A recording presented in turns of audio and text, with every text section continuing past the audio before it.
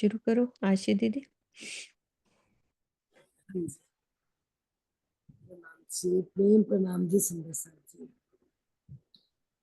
प्रथम लागू दो चरण को, धनिए ना छुड़ायो खिन, लाख तले लाल भेड़िया, मेरे जीव के ही जीवन, पाँव तले पड़ी, पिया नजर खोलो बात न, पालना वालों निरखो नेत्र, मेरे जीव के ही जीवन, मेरे जीव के ही जीवन। प्रणाम जी, सुंदर सा जी।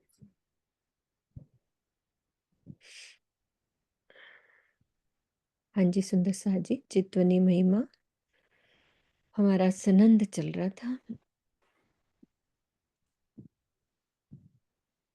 क्यों रूहें, प्रकरण 20 चौपाई 41। क्यों रूहें भेद छिपी हजूरी, बंदगी हादी संग आसान, ए सब इमाम खोलसी, करसी जाहिर मायने कुरान। ब्रह्मात्माओं की बंदगी एकांत में क्यों होती है और कैसे प्रीतम अक्षरातीत तक पहुंचती है। उनकी प्रेम लक्षणा भक्ति श्यामा जी के साथ कैसे सरलता पूर्वक होती है।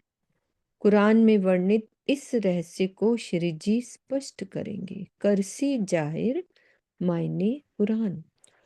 तो ब्रह्मनियों के द्वारा की जाने वाली बंदगी आत्मिक धरातल पर होने के कारण संसार से छिपकर होती है।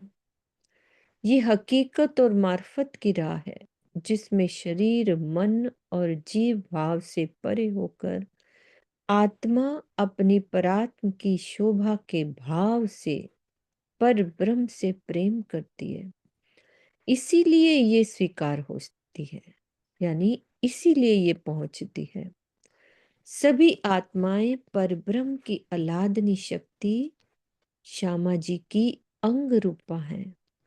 अतः स्वयं को उनके ही स्वरूप में मानकर साथ में यानी ध्यान करने से लक्ष्य बहुत ही सरल हो जाता है। प्यारा नाम खुदाई का, फेरे तस्बीह लगाए तान, रात दिन लहे बंदगी, या दीन मुसलमान। एक सच्चा मुसलमान पर ब्रह्म के नाम को अति प्रिय मानकर एकाग्र मन से उसकी माला जपता है और दिन रात उनकी बंदगी में लगा रहता है। दरदा ले द्वारे खड़ी, खसम की गलतान, रू लगी रसूल सो, या दीन मुसलमान।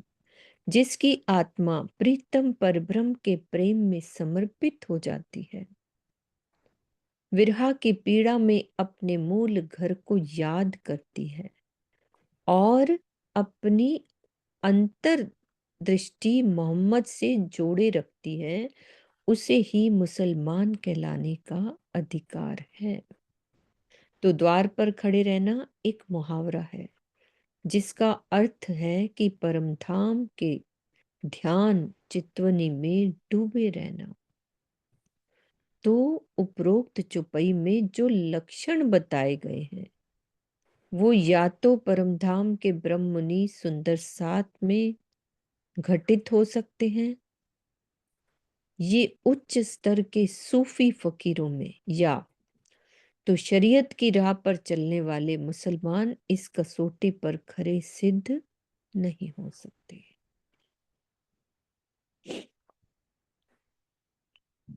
ये अपन ने करी थी चौपाई। अब ये प्रकरण हमारा वही है 20, 21 और उसकी चौपाई 40। दिल पाक जोलो होए नहीं, कहा होइए वजूद ऊपर से धोए, धोए वजूद पाक दिल कबहू ना हुआ होए। जब तक परब्रह्म के प्रेम द्वारा हृदय पवित्र नहीं होता, तब तक नमाज पढ़ने के लिए शरीर के अंगों को बार बार धोने से कोई लाभ नहीं। आज तक इस संसार में ऐसा कोई भी नहीं हुआ जिसने मात्र जल से शरीर धोकर अपने हृदय को पवित्र कर लिया हो। परब्रह्म की शोभा के ध्यान रूपी जल से, परब्रह्म की शोभा के ध्यान रूपी जल से स्नान करने पर ही हृदय पवित्र होता है। तो इस संबंध में तारतम वाणी का ये कथन बहुत महत्वपूर्ण है। पाक न होइए इन पानी, चाहिए अरस का जल, नहाइए हक के जमाल में, तब होइए निर्मल। पाक हुआ दिल जिनका, तिन वजूद जामा पाक सब, हिरस हवा सब इंद्रियां, तिन नहीं न पाकी कब। परब्रह्म के प्रेम से जिनका हृदय पवित्र हो जाता है, उनका वस्त्रों सहित संपूर्ण शरीर भी पवित्र हो जाता है। उनकी सभी इंद्रियां तथा लौकिक इच्छाओं में भी पवित्रता आ जाती है। उनमें कुछ भी अपवित्रता नहीं रह जाती। जिनके दिल में परब्रह्म का प्रेम होता है, उनका हृदय भी पवित्र, उनके वस्त्रों सहित संपूर्ण शरीर भी पवित्र हो जाता है। तो अधिभिगात्राणि शुद्धयन्ति मन के कथन के अनुसार जल से शरीर के बाह्य अंगों की शुद्धि होती है। जल आदि आत्मिक पदार्थों के सेवन से मन बुद्धि में कुछ देर के लिए शुद्धि आती है। परब्रह्म का प्रेममय ध्यान ही वो साधन है जिसमें हृदय सहित शरीर का रोम रोम पवित्र हो जाता है। अब प्रकरण 23 की चौपाई है 2। जेता कोई दिल मजाजी, चढ़ सके ना नूर मकान, दिल हकीकी पहुंचे नूर तजल्ला, ए दिल मोमिन अरस सुभान।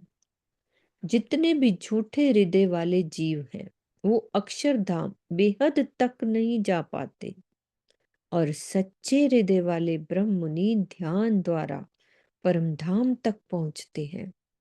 इनके ही हृदय को परब्रह्म का धाम कहा गया है। तो उपरोक्त प्रसंग में मात्र उन जीवों की बात की गई है जिनमें बेहद या परमधाम का कोई अंकुर नहीं है। यद्यपि ब्रह्म सृष्टि या ईश्वरी सृष्टि की सुरता जीवों के ऊपर ही बैठकर खेल को देख रही है, किंतु तारतम ज्ञान के प्रकाश में उनके जीव का हृदय अटूट विश्वास, समर्पण और प्रेम की प्रतिमूर्ति बन जाता है।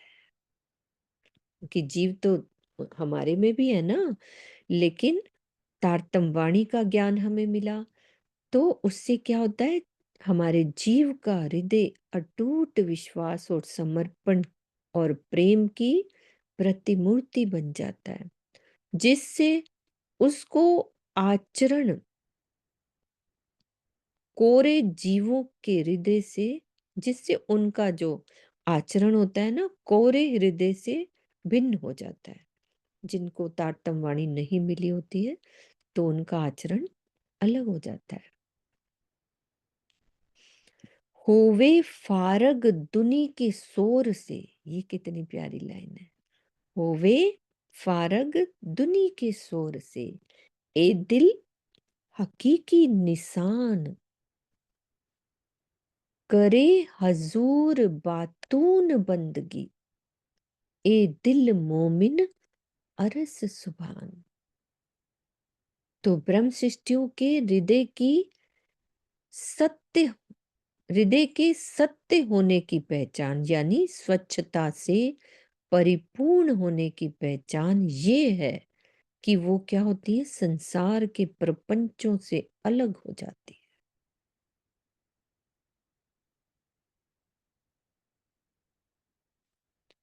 और चितवनी के रूप में छिपी बंदगी करती है।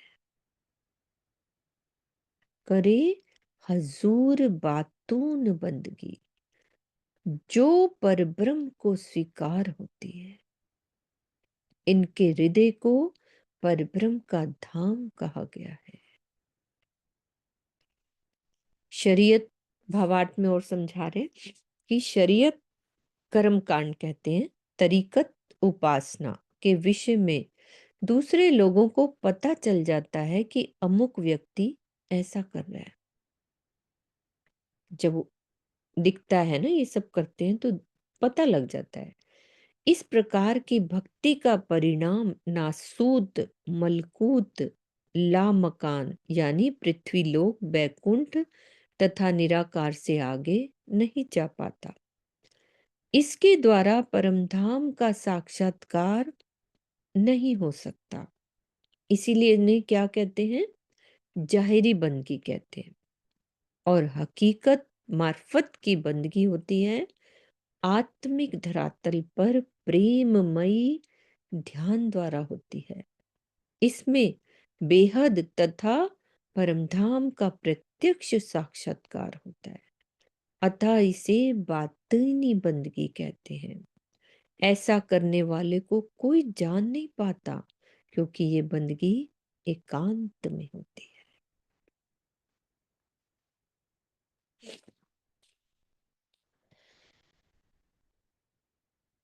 कलमा निमाज रोजा दिल से दे जकात आप कुर्बान करे हज बका हमेशगी ए दिल मोमिन अरस सुबान। ब्रह्म सृष्टियों के लिए तारतम वाणी का चिंतन ही कलमा कहना है। कलमा निमाज रोजा, ये कलमा बताया अभी कि जो हम तारतम वाणी का चिंतन करते हैं उसको क्या कहते हैं, कलमा। ठीक है। निमाज क्या होता है, इंद्रियों का विषयों से दूर रखकर इंद्रियों को चित्वनी में डूबना ही उनका रोजा और निमाज है। स्वयं को परब्रह्म के प्रति पूर्णतया समर्पित कर देना ही जकात है। दे जकात आप कुर्बान। फिर करे हज। अब हज क्या है, इसी प्रकार चितवनी द्वारा परमधाम के 25 पक्षों एवं युगल स्वरूप का दीदार करना ही उनके लिए हज करना है।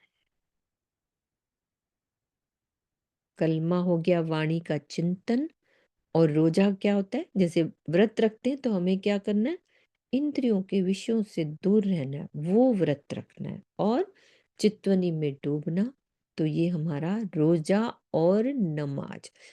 नमाज क्या हो गया, चित्वनी में डूबना। और जकात क्या है, स्वयं को परब्रह्म के प्रति पूर्णतया समर्पित कर देना, ये हमारी जकात हो गई। और हज क्या है, चित्वनी द्वारा परमधाम के 25 पक्षों और युगल स्वरूप का दीदार करना।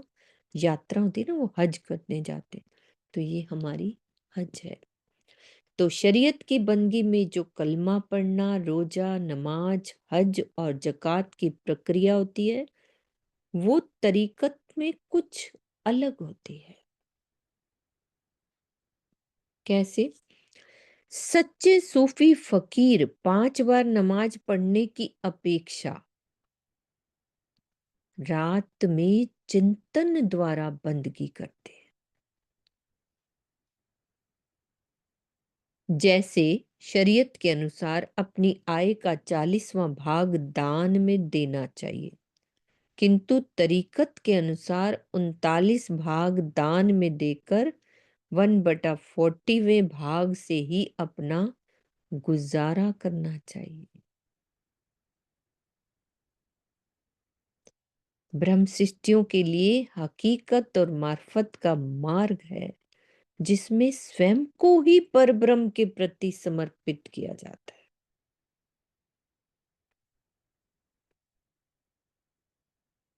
दुर्भाग्यवश आप भी सुंदर साथ शरीयत और तरीकत, पूजा पाठ, मंत्र जाप, परिक्रमा को ही सर्वोपरि माने बैठे हैं।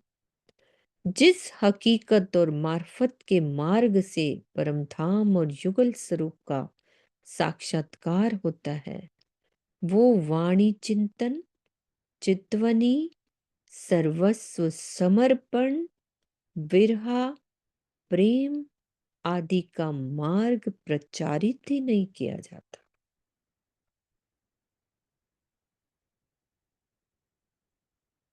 ये कितनी अच्छी बात ये समझा दी।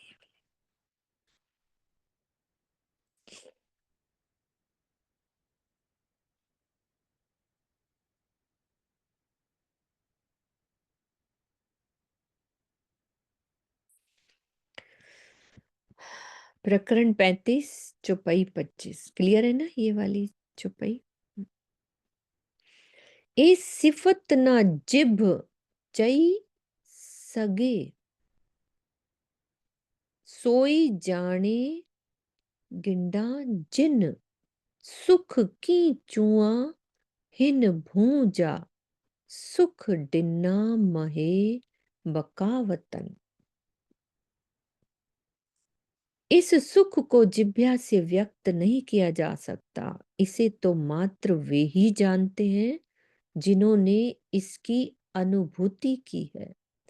इस संसार में प्रीतम परब्रह्म के जिन सुखों का अनुभव हो रहा है, वो परम धाम में वे परम धाम में जो अनंत सुख देंगे, उसे व्यक्त नहीं किया जा सकता। इस संसार में जो हमें सुख मिलते हैं ना परम धाम के, तो वो जब हम उठेंगे तो परम धाम में वो अनंत सुख देंगे, तो उसे कहा नहीं जा सकता शब्दों में। तो इस जागनी ब्रह्मांड में परम धाम के सुखों का बुद्धि द्वारा अनुभव ज्ञान से एवं प्रत्यक्ष अनुभव चित्तवनी द्वारा होता है। बुद्धि द्वारा अनुभव ज्ञान से हो गया और प्रत्यक्ष अनुभव चित्तवनी द्वारा। किंतु परम धाम में पूर्ण जागृति होने से यहाँ के अनुभूत सुखों की स्मृति विशेष आनंददायी होगी। तो ये आनंद आने वाला है। अभी तो हमें बुद्धि द्वारा आनंद ही इतना आ रहा है।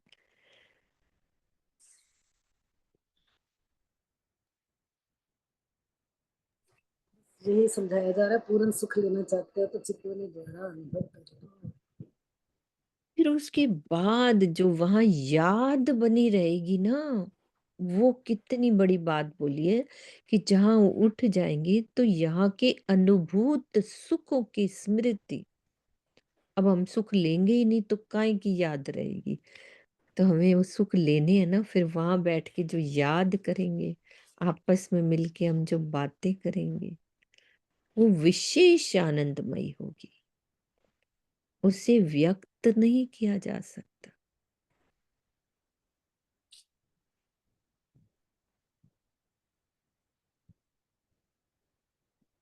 बार बार कहते हैं, इससे वही जानते हैं जिन्होंने ये अनुभूति की है। हम्म। चितवन द्वारा नए सुख लिए।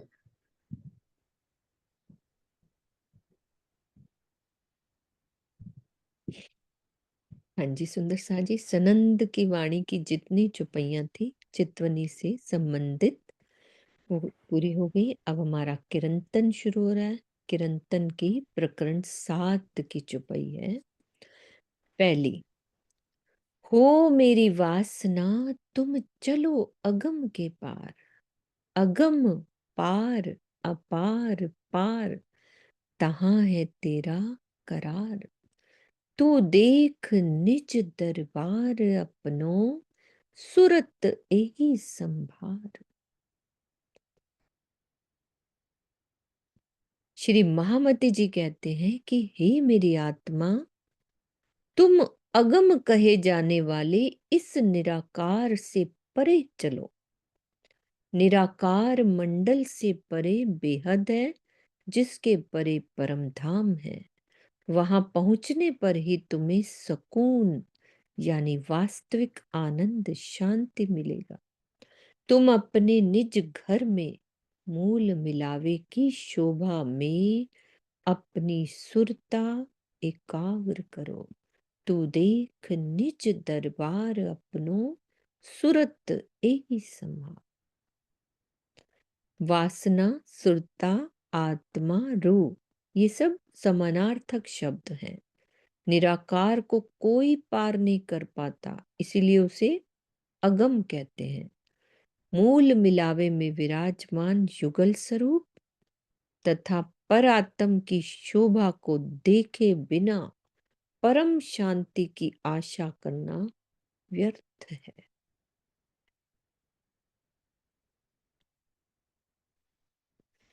एतु देख नाटक निमक को, उसी की 7 नंबर की चौपाई है, प्रकरण 7, चौपाई 7। अब करे कहा विचार, एतु देख नाटक निमक को, अब करे कहा विचार। पांव पल में उलंग ले ब्रह्मांड शून्य निराकार। तो हे मेरी आत्मा, पल भर में ही लीन हो जाने वाले इस संसार रूपी नाटक को तू सावधानी से देख।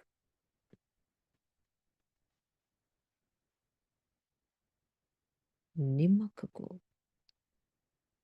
इस संबंध में अब तू क्या सोच रही है? अपने प्रीतम को पाने के लिए तुम एक पल के चौथाई हिस्से में ही इस ब्रह्मांड और निराकार को पार कर लो। तो निराकार से उत्पन्न होने वाला केवल एक ही ब्रह्मांड नहीं है, बल्कि अनंतो ब्रह्मांड है। यहाँ एक ब्रह्मांड का कथन प्रकृति मंडल को सीमित क्षेत्र में समझाने के लिए है। तो कितने ही ब्रह्मांड है यहाँ, उसको कह रहे हैं तू पल भर के चौथाई हिस्से में ही पार कर ले। अब क्या सोच रही है तुम?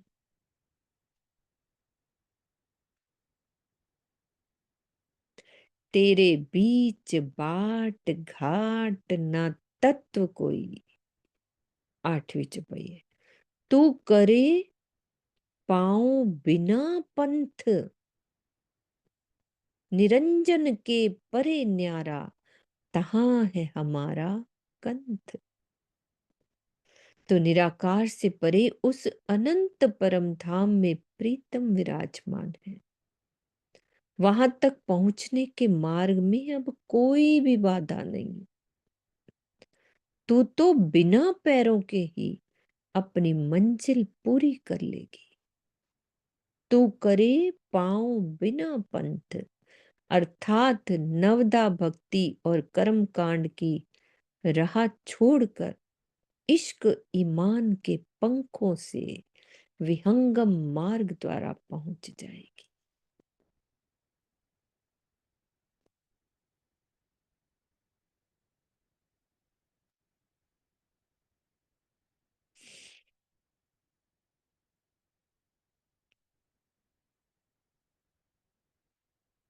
अब पार सुख क्यों प्रकाशी है, ये है अपनो विलास।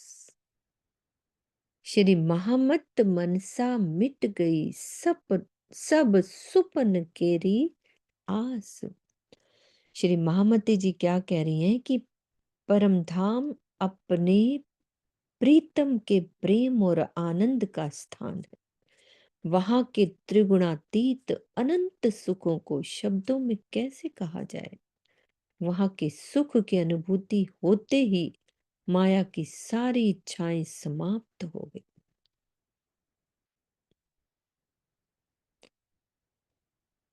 प्रकरण 8 किरंतन की चौपाई है 3। जब आत्म दृष्ट जुड़ी पर आत्म, वे चितवनी में ही जुड़ेगी, तब भयो आत्म निवेद। या विद लोक लखे नहीं कोई, कोई भागवंती जाने ए भेद। भागवंती, जब आत्मा ध्यान में अपने मूल तन पर आत्म को देखती है तो उसे आत्म निवेदन कहा गया है। अर्थात आत्मा का प्रीतम के प्रति प्रेम निवेदन। इस बात को संसार के लोग नहीं समझ पाते। आत्मा और परात्म के इस गुज भेद को केवल ब्रह्म सृष्टि ही वास्तविक रूप से जानती है। अब प्रीतम से निवेदन ही तो होता है, वहां जाके प्रेम भरी बातें ही तो होती हैं। तो तब भयो आत्म निवेद।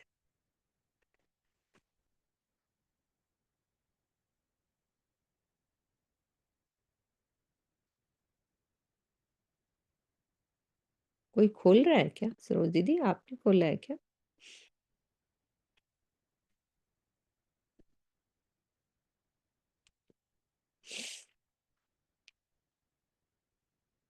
प्रकरण 8 हो गया। प्रकरण 9 की चौपाई 4।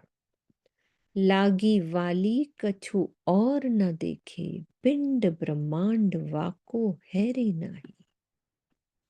ओ खेलत प्रेमे पार पियासो, देखन को तन सागर माही।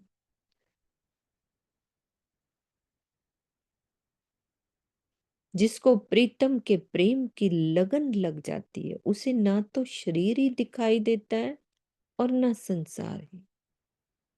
भले ही उसका शरीर इस संसार में दिखाई देता है, लेकिन उसकी सुरता हद बेहद से परे परम धाम में अपने प्रीतम से प्रेम क्रीड़ा कर रही होती।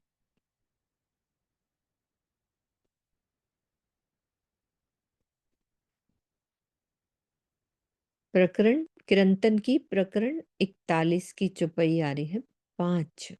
निर्मल नजरों न आवही, ले बैठी संग चंडाल। उपजत ऐसी अंग थे, उतारूं उल्टी खाल। मेरे हृदय के मोह अहम रूपी चंडाल का प्रवेश था। मेरे हृदय में मोह अहम रूपी चंडाल का प्रवेश था। इसीलिए निर्मलता की कमी से मैं अपने प्रीतम का दर्शन नहीं कर सकी।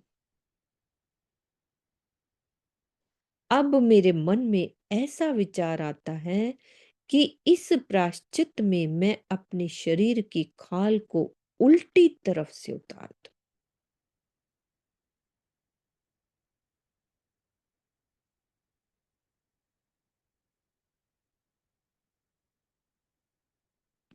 मोह अहम रूपी चंडाल, तो शरीर की खाल उतारने का कथन उस मानसिक व्यथा का परिचायक है कि मुझे धनी का दीदार क्यों नहीं हो।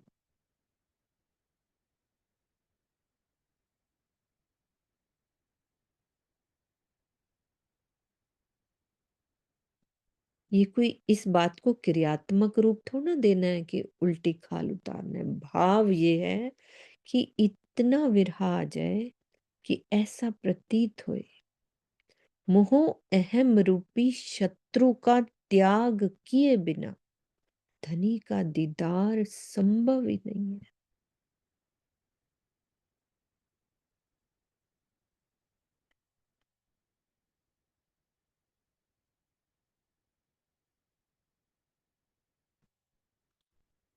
सब अंग काट चीरा करूं, माहे भरो मिर्च और लून, कई कोट बेर ऐसी करूं, तो भी न छूटे एक खून।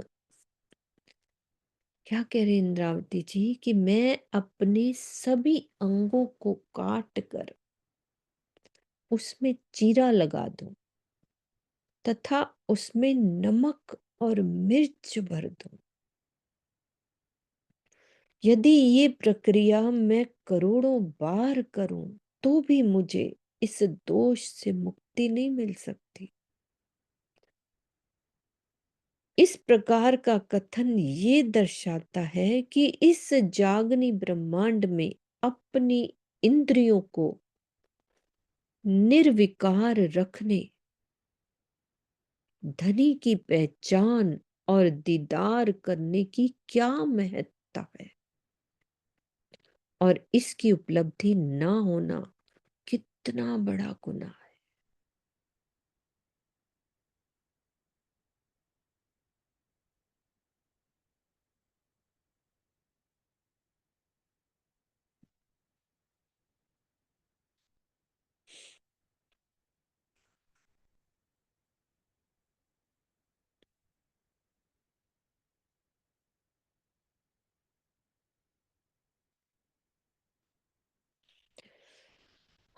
प्रकरण 74 चौपाई 34।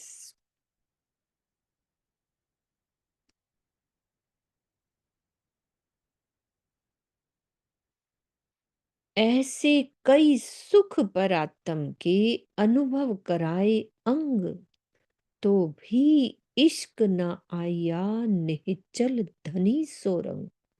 इस प्रकार धनी ने मेरी आत्मा के हृदय में परात्म के कई सुखों का अनुभव कराया, फिर भी धनी से अखंड आनंद लेने के लिए मेरे अंदर इश्क नहीं आ सका।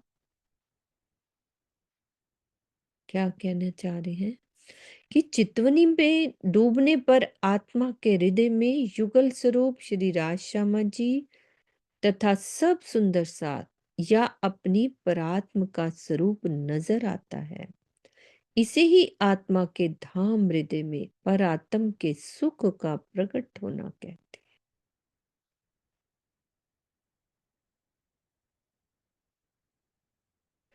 तो ये क्यों कह दिया ना कि सुख अनुभव कराए तो भी इश्क ना आया।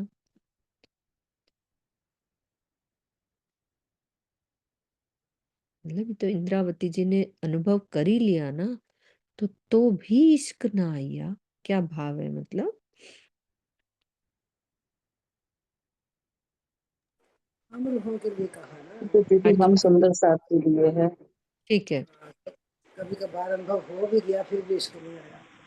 मतलब वही के वही खड़े हैं कई चीजें वाणी। बिल्कुल। अब ये अनुभव हमें वाणी से हो रहे हैं ना, वो चितवन वाला जो इश्क आना चाहिए ना, वो वाला नहीं आया।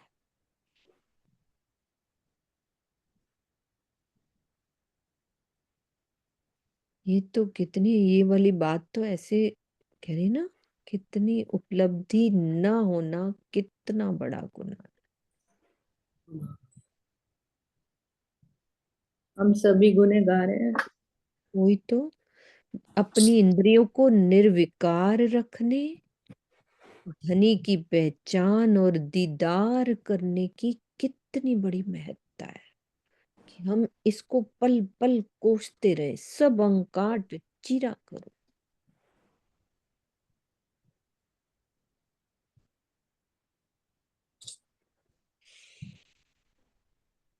तो भी न छूटे एक खून। मोह और अहंकार ये दो चीजें बार बार बता रहे हैं। यही तो मोह बार बार अहंकार। यही सामने आती है आशी दीदी, पल पल आती है। हमारी इंद्रिया मोह की तरफ ना लगे। हमारे लिए कह रहे हैं ना, बिल्कुल। हम कह रहे हैं उनको तो इतना सुख मिल रहा है, हमें बता रही है इतना सुख है, फिर भी हम उस सुख को पाना नहीं चाहते और दुनिया के सुख को में अटके पड़ रहे हैं। जो है ही दुखों के भंडार। ज्ञान से तो सुख दिला रहे हैं ना, हम आगे नहीं बढ़ पा रहे।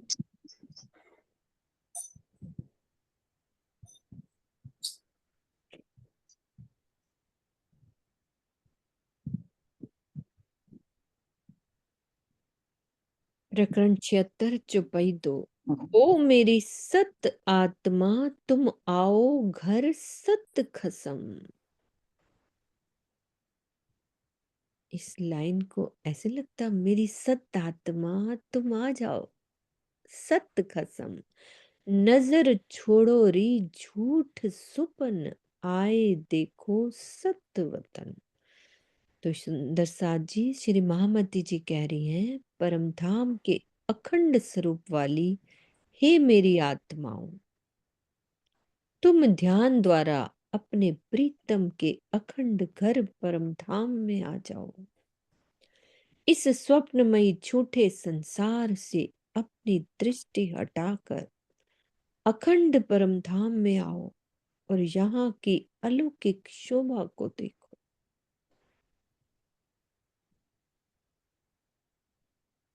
तुम निरखो सत स्वरूप सत्य श्यामा जी रूप अनूप, साजो री सत्य सिनगार, विलसो संग सत भरता।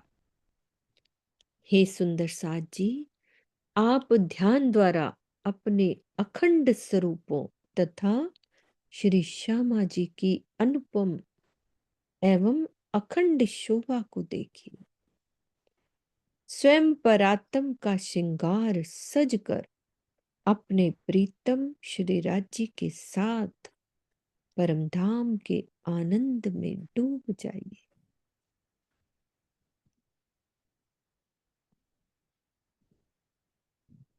आत्मा परात्म का प्रतिबिंब है। अपने पंचभौतिक तन को पूर्णतया भुलाकर परात्म के श्रृंगार जैसा ही स्वयं का श्रृंगार सजाकर ध्यान में डूबना चाहिए। यही साजोरी सत्य श्रृंगार का अभिप्राय है।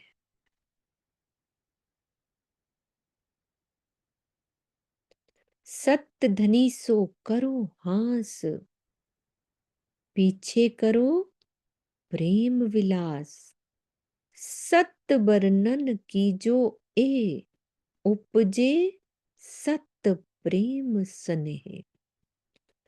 और क्या करना है हमें? ध्यान में अपने प्रीतम से मीठी मीठी बातें कीजिए।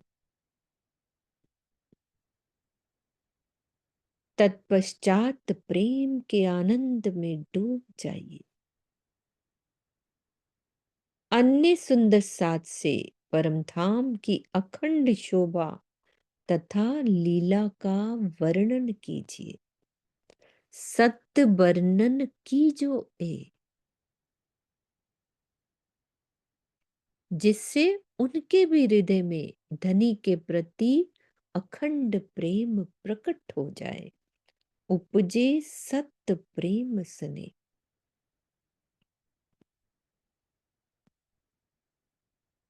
सत्य साथ देत दिखाई, सत्य आनंद अंग न माई, सत्य साथ सो करो प्रीत, देखो सत्य घर की ए रीत।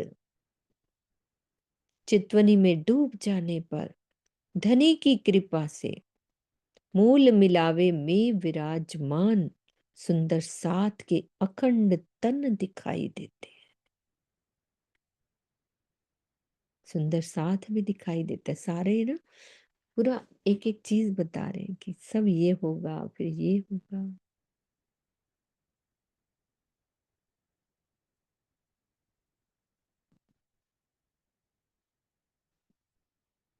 ये प्रकरण कौन सा है? पूरा ही प्रकरण बहुत प्यारा होगा। प्रकरण 76 किरंतन का।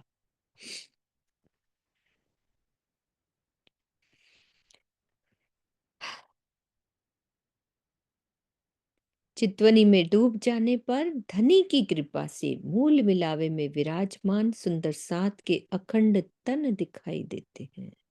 सत्य साथ देत दिखाई। वहां के अखंड आनंद इतना अधिक है वहां का कि हृदय में समाता नहीं है। आनंद अंग न माई। फिर ओवरफ्लो होने के कारण ये स्वामी जी ने इंग्लिश में लिख दिया, ओवरफ्लो होने के कारण समाता नहीं है ना। परमधाम में जिनके मूल तन है, या जो धनी के प्रेम में डूबे रहने वाले सुंदर सा। देखो दो बात कह दी, जिनके मूल तन है लेकिन जिनके नहीं है पर धनी के प्रेम में तो डूबे है ना, उनके साथ गहन प्रीति रखनी चाहिए। हमारी फास्ट फ्रेंड होनी ही वही चाहिए। प्रेम का मार्ग अपनाना ही अपने अखंड घर परमधाम की रीति है, परंपरा है।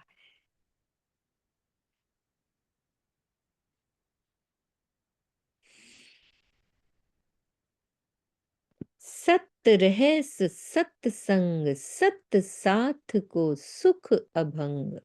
तुम संग करो सत्य बातें, सत्य दिन और सत्य रातें। परमधाम की प्रेममय लीला और आनंद हमेशा ही अखंड है।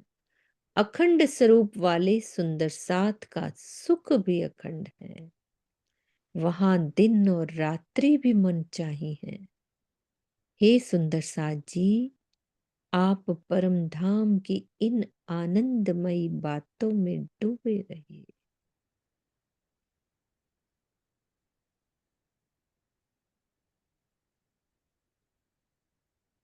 सत्य चांद और सत्य सूर, हिसाब बिना सत्य नूर।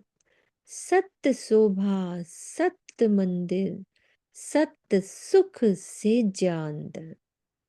परमधाम के अखंड चंद्रमा और परमधाम में अखंड चंद्रमा और अखंड सूर्य की शोभा है। उनमें अनंत नूर की अखंड शोभा आई है। अखंड मंदिरों की शोभा भी अखंड है। उसमें रंच मात्र भी हास नहीं होता। मंदिरों के अंदर की सेज्या का सुख भी शाश्वत है, सत्य है, प्रेममयी है। सत्य सुख सेज्या अंदर, चांद सूर्य भी अखंड है।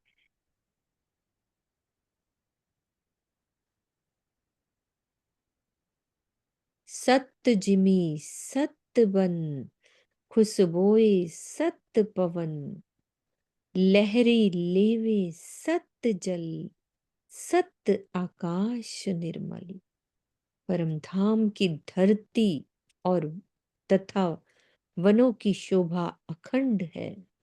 वहां की सुगंधित पवन अबाध गति से बहता रहता है। मतलब हर दम अबाध गति क्या होता है, कैसे इसको समझाएंगे कि सुगंधित बिना रुके हुए, निरंतर आबाद मतलब बिना रुके हुए, बिना बहता ही रुकावट के, बहती रहती, हाँ बिना बाधा के, मतलब आवाज निरंतर, जिसको बोलते हैं निरंतर, लगातार। निरंतरता कितनी निरंतरता बनी रहती है। बनी रहती है। एवरी टाइम खुशबू ही खुशबू।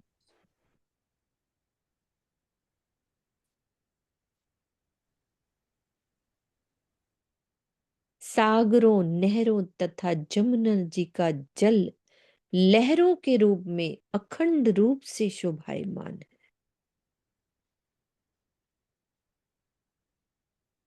शाश्वत आकाश हमेशा ही स्वच्छ दिखाई देता है। सत्य का अर्थ होता है हमेशा अखंड रहने वाला। सत्य चेतन होता है, उसमें प्रेम और आनंद का रस प्रवाहित होता रहता है। इस प्रकार परमधाम की प्रत्येक वस्तु सच्चिदानंदमयी है।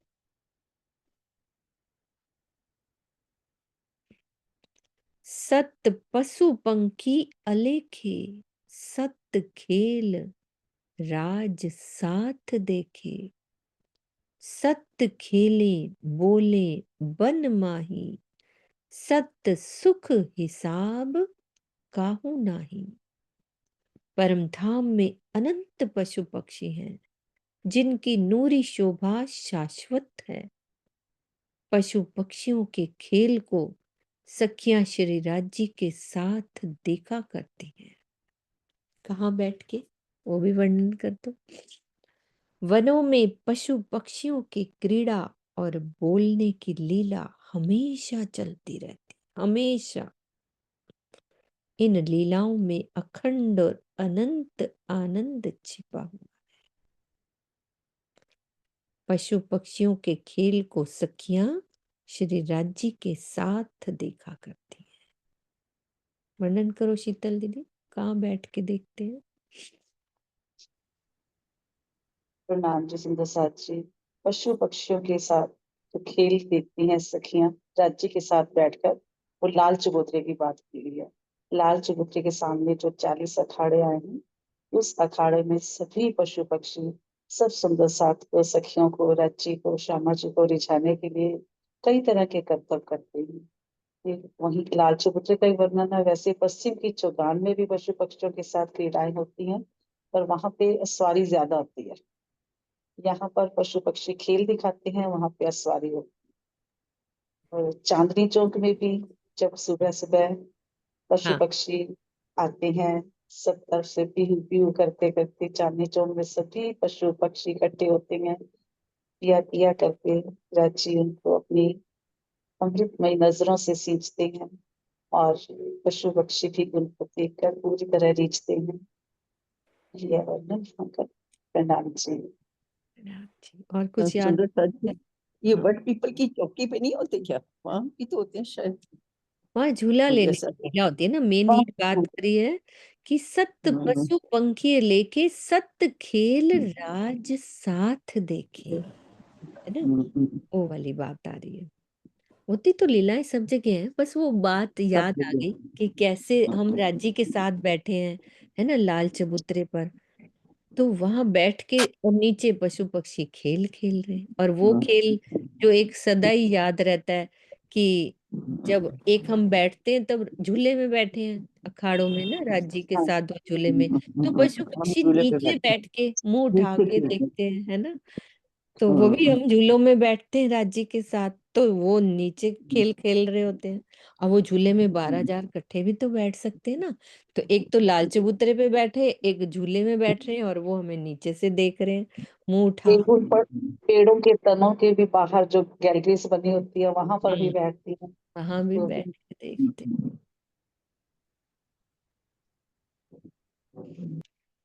हाँ जी सुंदर साथ जी, कितनी बिल्कुल स्टार्टिंग में धाम दरवाजे के दाएं बाएं जो चबूतरे हैं, वहां बैठकर भी हम चांदनी हाँ, चौक वहां भी बैठ के देखते हैं। और सीढ़ियों पे भी बैठ के देखते हैं। हाँ कहीं भी लाल बैठ हरे जाए। वृक्ष में भी और बैठ के लाल हरे देखते हैं। वृक्ष पे भी बैठती हैं। हाँ, लाल हरे वृक्ष हम्म। पे बैठती पर जैसे मेन वर्णन वाणी के हिसाब से लाल चबूतरे का ही है। हाँ, ये सारे लोग वनों में लिखे हैं, सारे लोग, क्यों सिर्फ लाल चबूतरा नहीं? जो राज्य याद दिला रहे हैं, वो तो मेन राज्य के साथ कहीं भी बैठ के देख लो। अब वहां हाँ, बैठते जमुना जी, है ना, वहां भी राज्य बैठते हैं, तो पशु पक्षी अपने खेल खेलते होंगे। यहाँ जमुना जी के पास हम जब पाल पाल के ऊपर 5 पाल के बूंद ऊपर, से है तो ना। छोटे छोटे पक्षी तो हमें आनंदित वन करेंगे की ही। नहरों में भी जब जाते होंगे तब भी वहां भी तो वो पशु तो और पक्षी भी ज्यादा, जानवर ही, हाँ वो वहां तो बड़े किनारे बड़े पे जानवर ही रहते हैं। हाँ, बिल्कुल, वहां तो और भी ज्यादा होगा। वहां और ज्यादा होता होगा। जो याद आवे निज सुख, ये याद ही तो करना है हमें। बार बार याद करेंगे, बार बार। अभी तो ज्ञान द्वारा याद कर रहे हैं, फिर अंदर भी उतरते हैं ना, बैठो तो बार बार बोलेंगे तो चित्त में वही चीजें चलेंगी हमारे। सागरों के चारों कोनों में जो रेती के मैदान है, हाँ, वहां भी है सवारी के सुख। ये सुख। ये पश्चिम की चौगान जैसे हैं सारे। हम्म। बिल्कुल। ठीक है सुंदर साथ जी, ये चुपई में दोहरा रही हूँ सरोज दीदी, ये वाली सत्य, ये वाली याद रखना। ये चल रही है, पीडीएफ खोल लेना। किरंतन कितनी की चुपाइयां रखती हैं इसको, इस 7 अभी वाले है, प्रकरण? देखो 9, 10, 11, 14, 15, 16 सब इसी का ही है। और ये किरंतन ही पूरा बहुत ही प्यारा है ना। लगभग फिर पूरा प्रकरण 22 है ना, 22, 23 पूरा ही है। बहुत सारी चुपाइयां हैं किरंतन की, इस वाले प्रकरण की। 76 है ये प्रकरण। हाँ, तो अभी हम ये वाली चुपाई जो 9वीं पढ़ी है अभी भी। है ना, 9वीं पढ़ी, हाँ। 9वीं पढ़ी। बस ये याद रखना, तो कल से होंगी नहीं ना, तो ये पढ़नी है आपने सरोज दीदी, किरंतन की। ये सुन रही है कि नहीं? ठीक है, मैं दोहराती हूँ चुपाई। सत पशु पंखी अलेखे, सत खेल राज साथ देखे, सत खेले बोले बन माही, सत सुख हिसाब काहू नाही, सत सुख हिसाब काहू नाही। बोलो श्री प्राणनाथ प्यारे की जय, सतगुरु महाराज की जय। प्रणाम जी।